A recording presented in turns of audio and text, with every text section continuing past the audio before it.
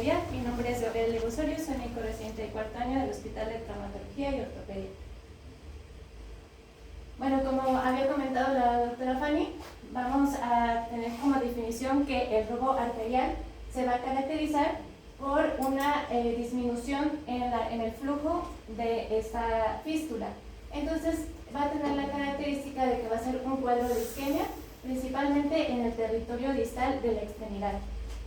También es conocido como el síndrome de hipoperfusión distal y afortunadamente dentro de las complicaciones solo va a pertenecer al 6% de los pacientes. Es más frecuente que lo encontremos dentro de la fístula braquial que dentro de la fístula radial. ¿Y cuáles van a ser los factores de riesgo que van a poder propiciar que se genere este robo arterial? Va a ser la diabetes, el sexo femenino, pacientes que tengan enfermedad coronaria, hipertensión arterial, la edad mayor a 60 años y los pacientes que presenten antecedentes de tabaquismo o incluso que previamente ya hayan tenido un episodio de robo arterial. ¿Cuál va a ser la clínica?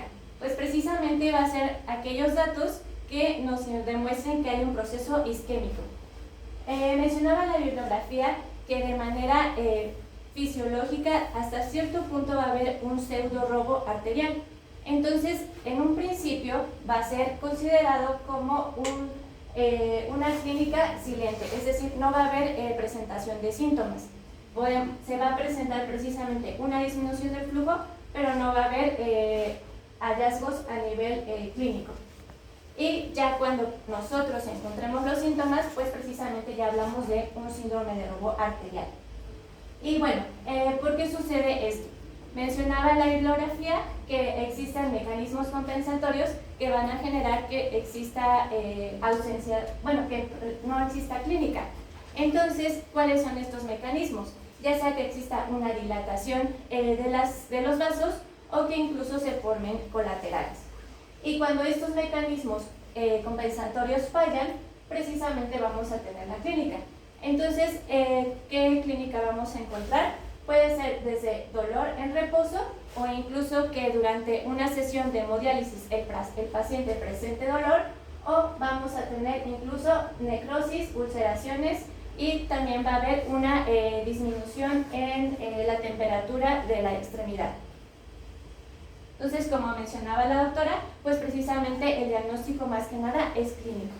Entonces, aquí les muestro precisamente la clasificación, que es precisamente una clasificación clínica. Entonces, tenemos 4 grados, los cuales se van a ir dividiendo de acuerdo precisamente a los síntomas que se presenten. Entonces, el grado 1 va a haber una palidez o frialdad de la mano, pero no va a haber dolor. En el grado 2 se va a dividir en A y B, y uno es que el dolor va a ser tolerable o que el dolor no lo va a poder tolerar el paciente. El grado 3, ya en reposo, este paciente va a presentar dolor, y en el grado 4 igualmente se va a dividir en A y B, y aquí va a haber una pérdida tisular.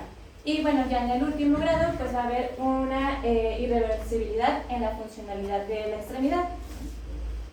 Ahora, nosotros en cuanto a los estudios de imagen, también podemos dividir el robo arterial en diversos tipos.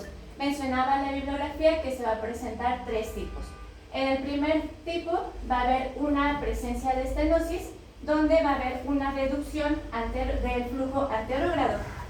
El tipo 2 va a haber un alto flujo de la fístula, y el grado 3 es cuando ya exista un fracaso en la adaptación de estos mecanismos compensatorios.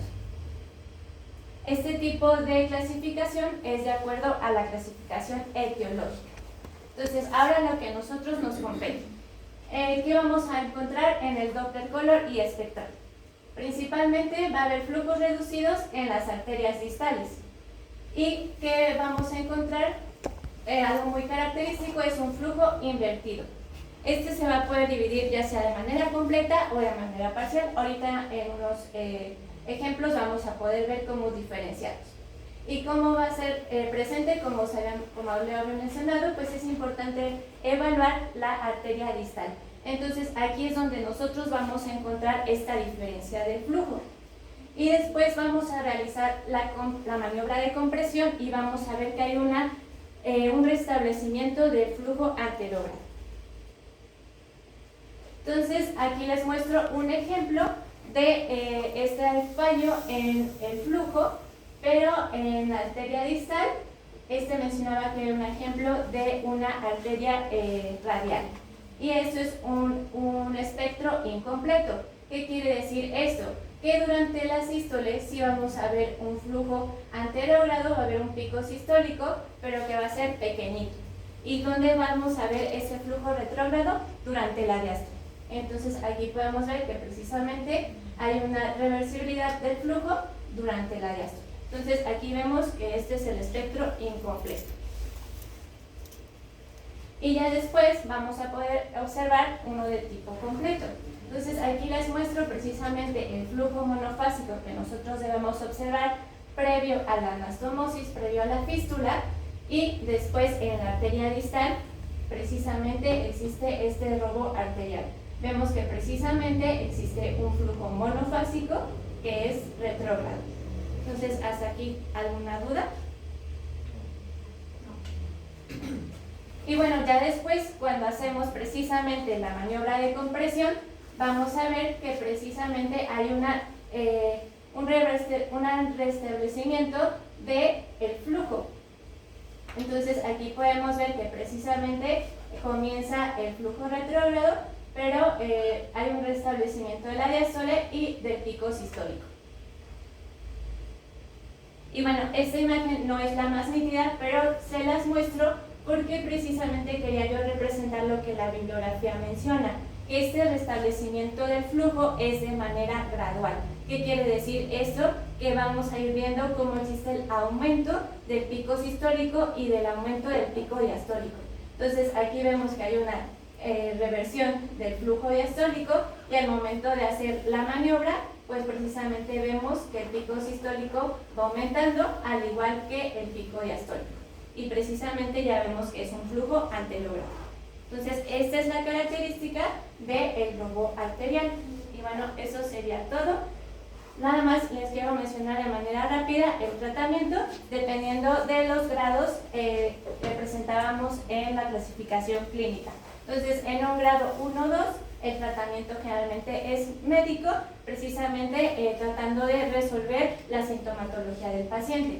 Ya en grados 3 y 4 va a ser la cirugía, y cuando existe un evento agudo, generalmente el tratamiento es el cierre de la fístula de forma más prioritaria y rápida, precisamente para poder solucionar el robo arterial. Y bueno, esto sería en cuanto a la bibliografía. ¿Alguna duda? ¿No?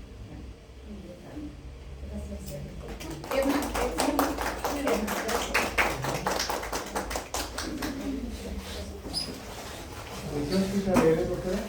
De traumatología y ortopedia. Edna. No, Gaby.